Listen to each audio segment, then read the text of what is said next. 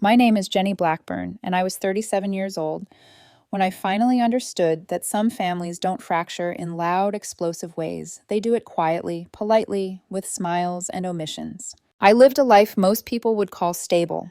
I worked as a remote systems consultant, the kind of job that paid well enough and didn't require me to disappear behind an office door for 12 hours a day. I liked being home. I liked walking my kids to school, packing lunches that actually got eaten, and cooking dinner most nights, even when I was tired. My son Noah was 10, thoughtful, observant, the kind of kid who noticed when adults spoke around him instead of to him.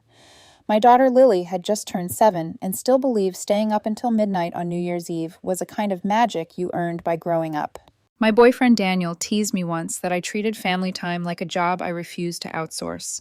Maybe I did, but that was because I knew exactly what it felt like to grow up in a house where presence was conditional. My father was never cruel.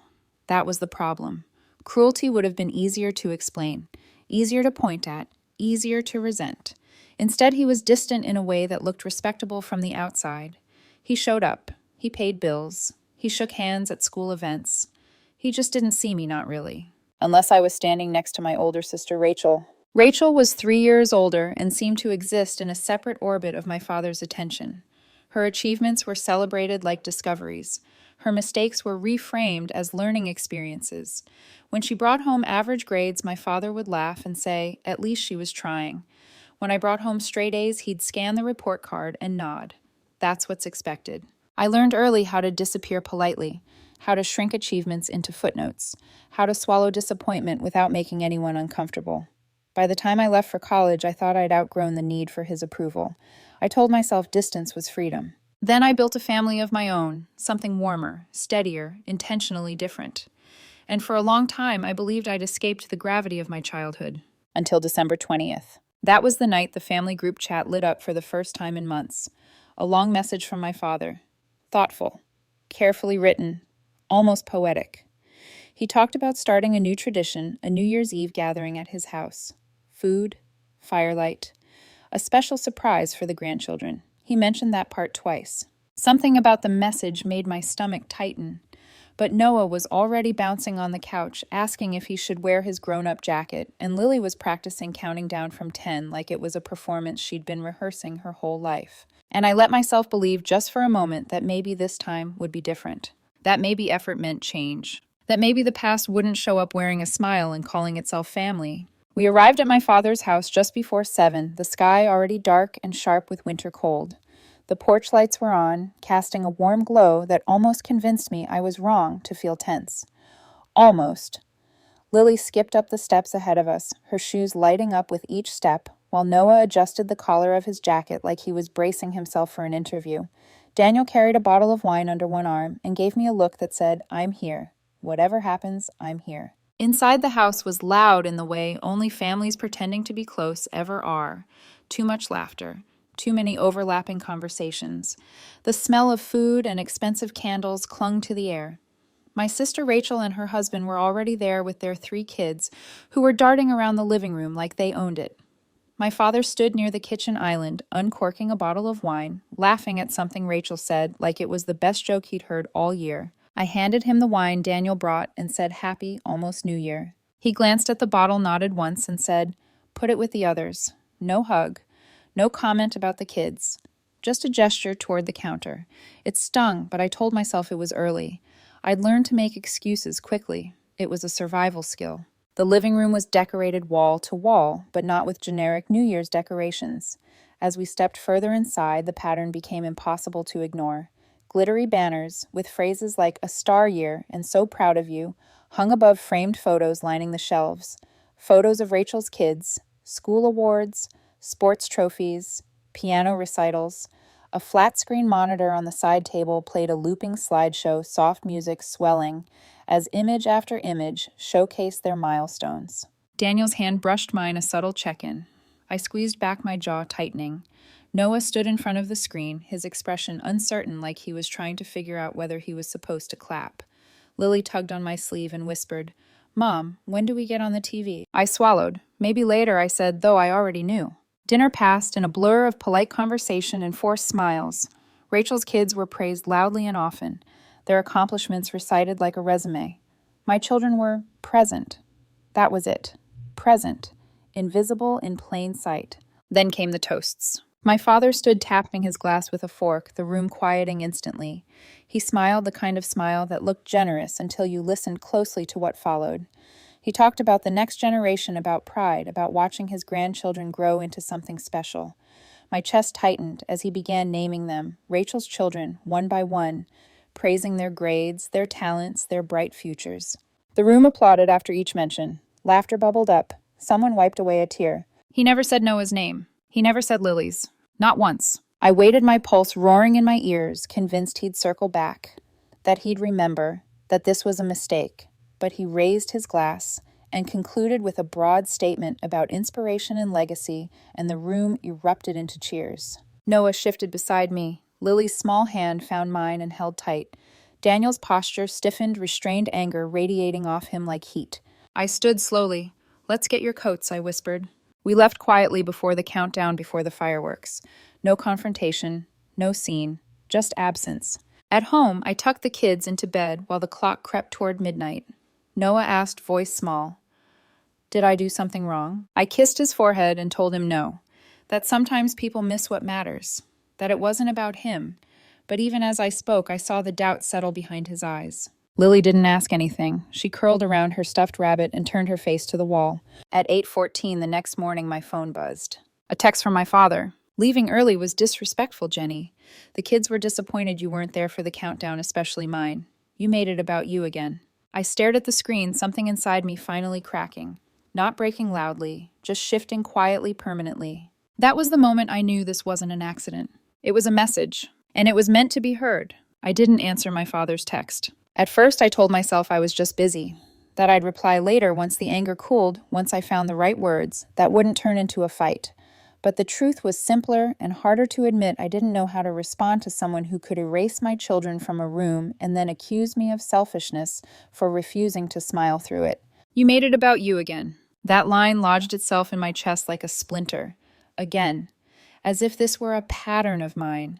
As if quietly removing my children from a place they didn't belong was some grand act of narcissism. I showed the message to Daniel the next morning while we sat at the kitchen table.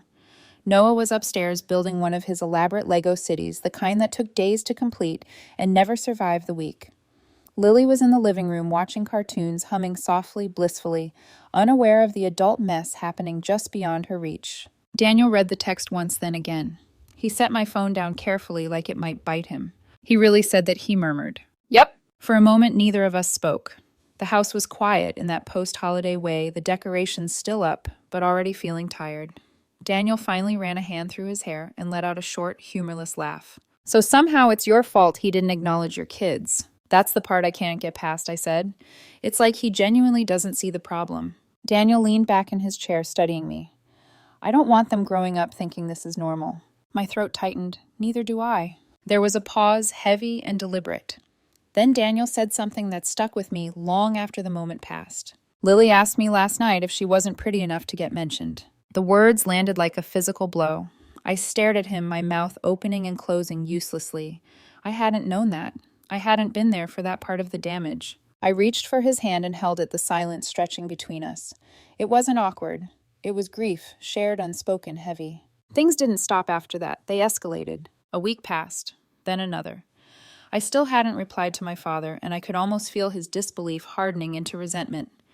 Then the next message came not directly to me, but to the family group chat, or rather a new group chat. Rachel had renamed it. It was just her family, and my father.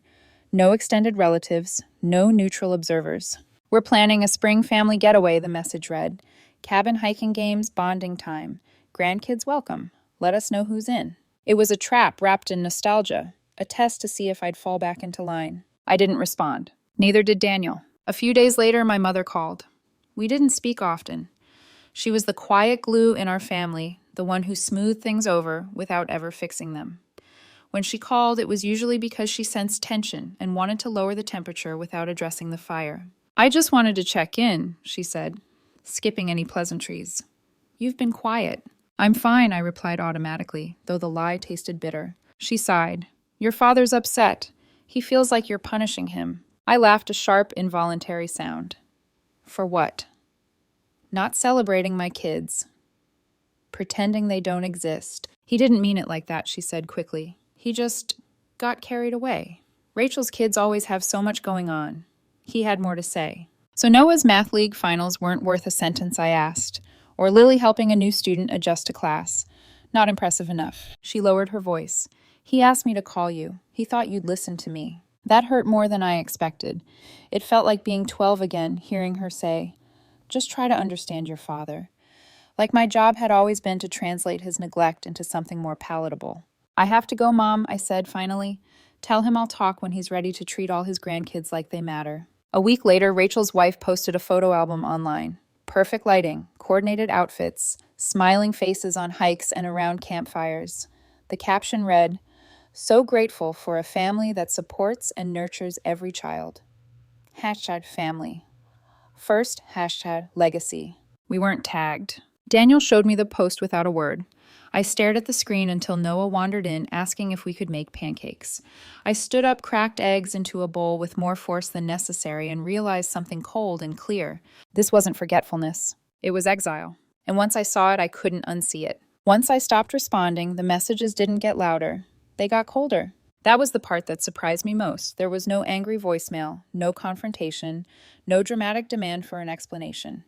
Instead, there was silence, the kind that feels intentional, curated, like someone is slowly closing a door while maintaining eye contact. The spring getaway came and went without another word. No follow-up.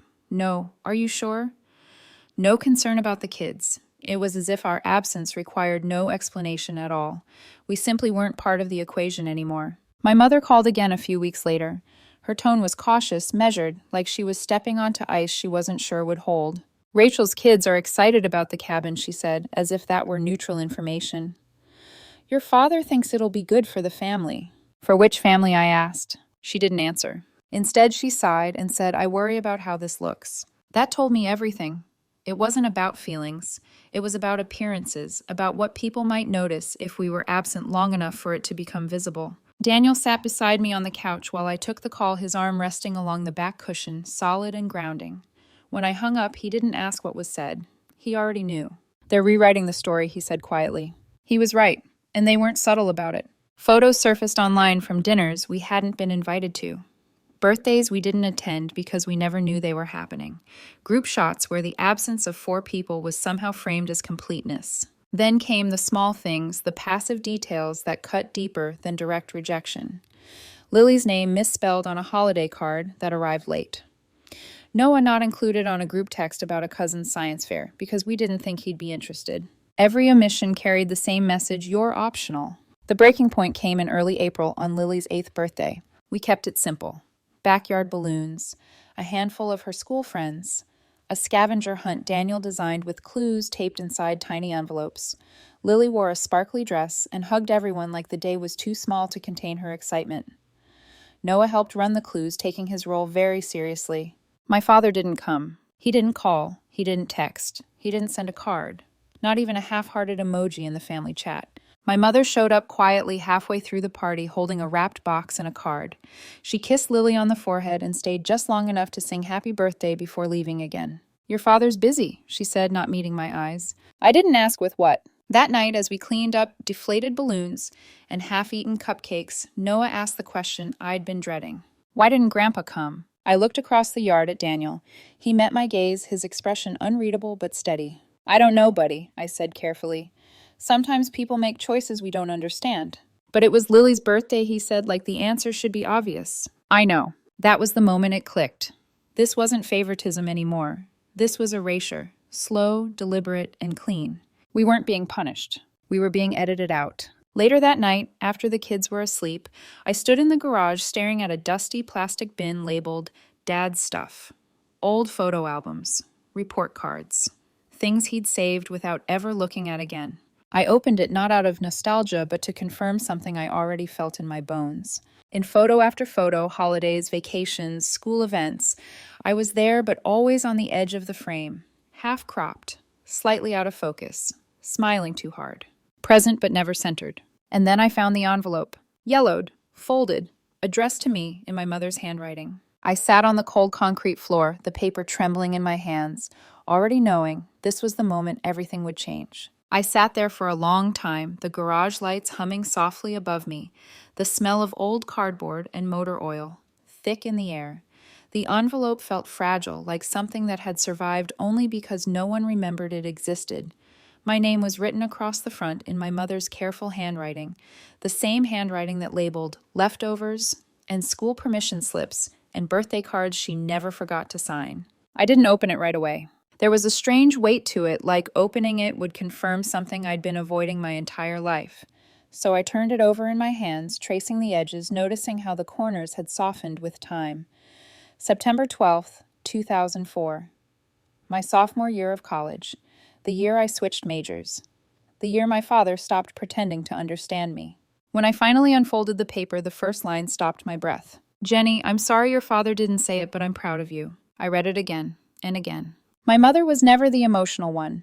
She loved through logistics, through showing up quietly and smoothing rough edges without asking for credit. This letter was different.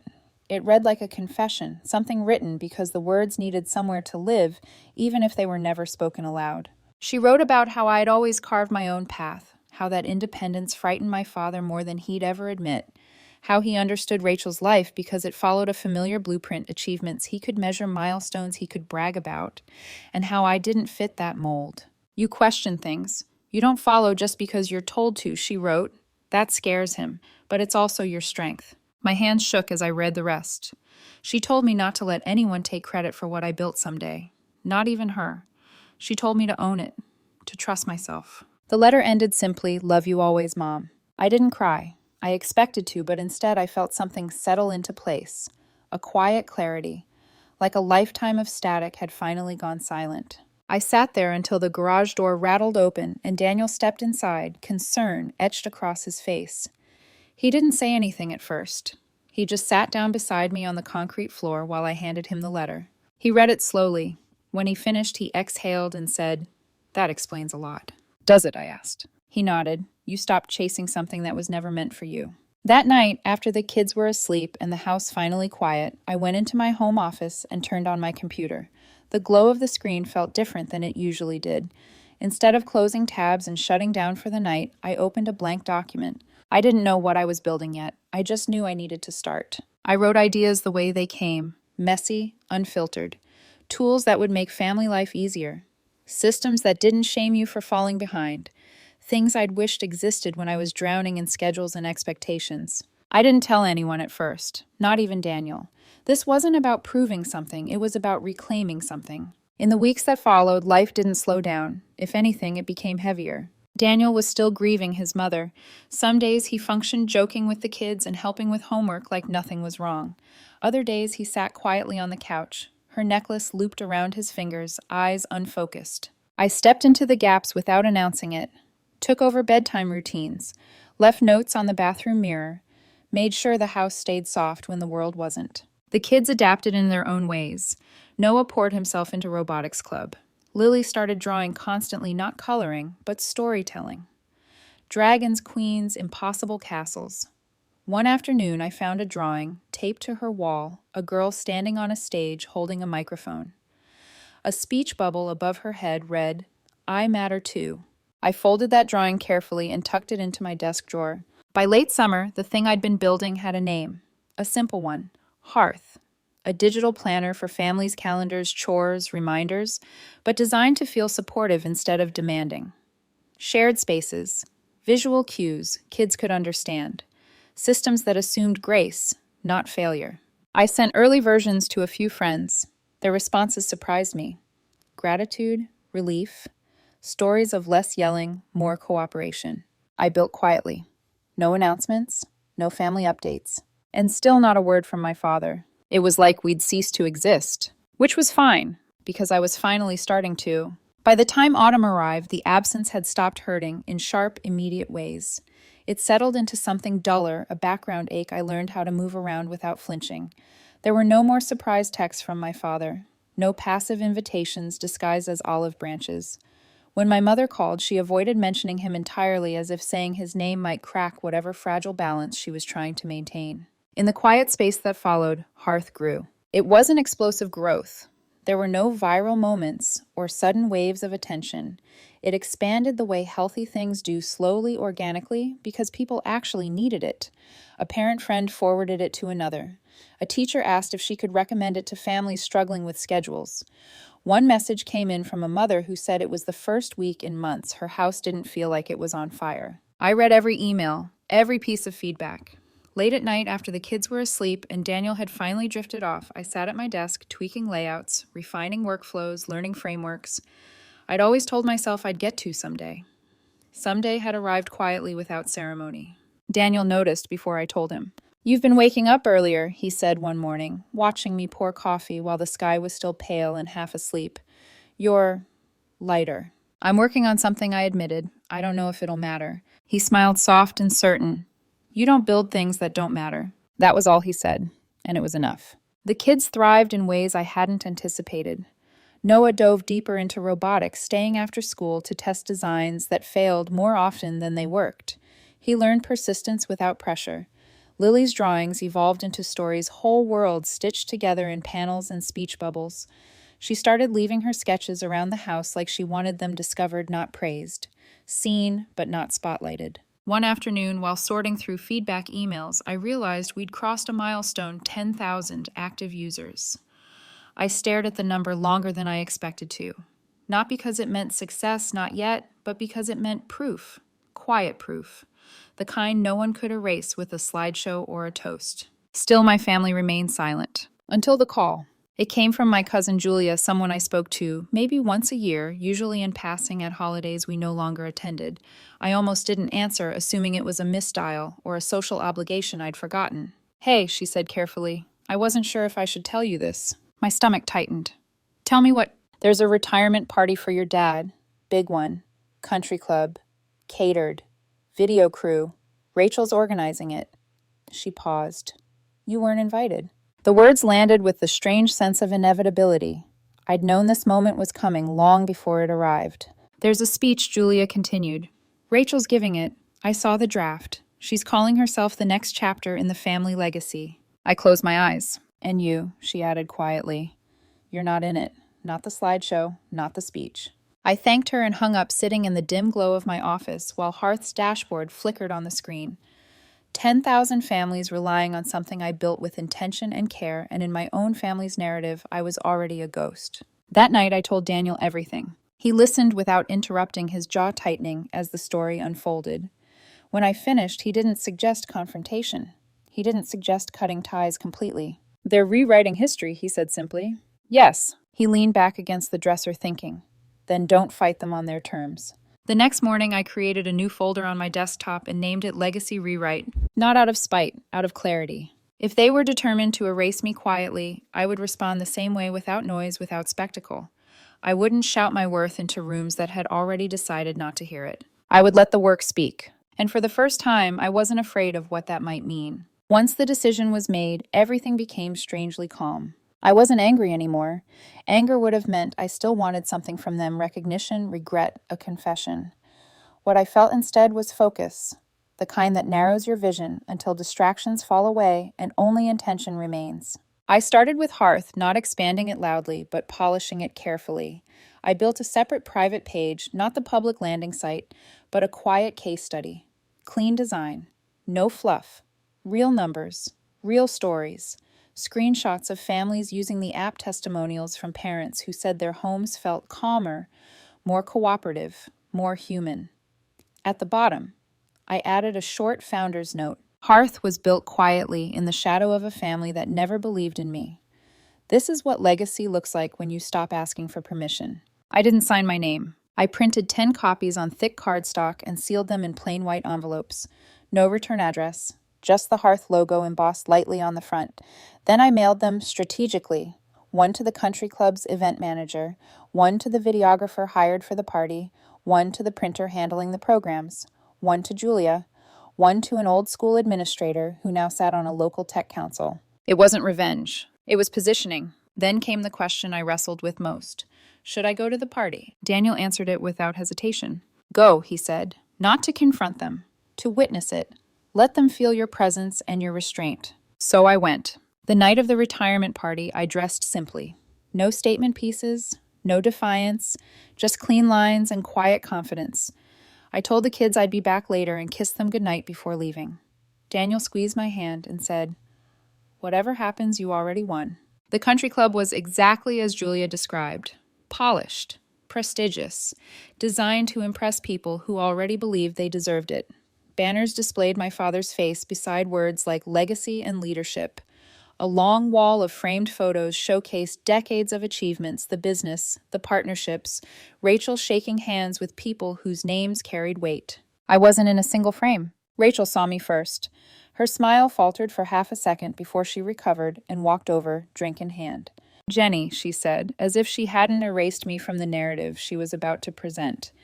"Didn't expect to see you." "I figured I'd attend the coronation," I replied lightly. Her laugh was tight, controlled. No hard feelings, I hope. "Why would there be—" Before she could respond, the lights dimmed, and the crowd was ushered into the main hall.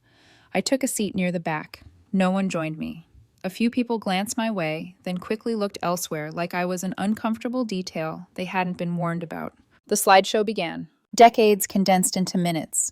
My father shaking hands, Rachel closing deals, her children scoring goals, winning awards, smiling on stages.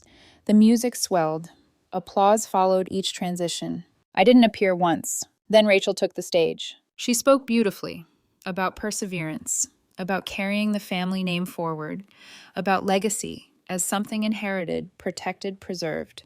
She thanked my father for teaching her what it meant to build something that lasted. The room erupted in applause. I stood quietly, placed a small gift box on the table near the stage, and walked out. Inside the box was one of the sealed envelopes, just a single card inside. Some legacies are inherited. Others are built in silence through perseverance and choice. Only one of them lasts. I drove home without looking back. No confrontation, no speech, no scene. Just absence intentional final. And that was only the beginning. 2 weeks passed before the first ripple reached me. I was in the kitchen on a quiet Sunday morning, whisking pancake batter, while Lily sat at the counter, coloring dragons with purple wings, and Noah argued with Daniel about whether robots could feel loyalty. My phone rang, and when I saw Julia's name, I knew. "You really did something," she said the moment I answered. Her voice was low, excited, like she was sharing a secret. "They found the card." I didn't respond. I just listened. "Your dad opened it at home." Alone, she continued. "Apparently he thought it was a gift. Something sentimental." He didn't sleep that night. Canceled his standing golf game the next morning. That was my father's version of a meltdown.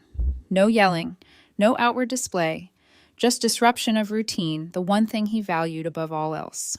"Rachel's furious," Julia added. "Not at you. At the optics." The videographer asked about Hearth. The event manager already knew. People noticed. I thanked her and hung up my hands, still sticky with batter. Daniel raised an eyebrow from across the room. "They noticed," I said simply. 3 days later, it went public. A parenting site ran a feature on Hearth. Not a tech blog, not a startup newsletter. A human interest piece, warm, thoughtful, focused on families. The headline read, "How One Mother Turned Chaos into Calm for 10,000 Households." There was a photo of us at the park, Daniel laughing, Noah mid-sentence, Lily climbing a tree fearless. The article never mentioned my father or my sister. It didn't need to. The closing quote was mine. "Legacy isn't what you inherit. It's what you choose to build when no one's watching." The response was immediate. Emails, partnership inquiries, messages from school counselors, nonprofit directors, community programs, asking if Hearth could be adapted for their families. By the end of the week, we crossed 25,000 users. Then came the text from my mother. "Your father saw the article. He clipped it out and put it in his study." That was it. No apology, no acknowledgement of harm. But for him, it was monumental. A silent admission that he saw me now, even if he didn't know how to say it. The final surprise came a few days later. An email from Rachel. Subject: potential collaboration. She congratulated me, praised Hearth, suggested cross-promotions, shared resources, joint initiatives under the family umbrella.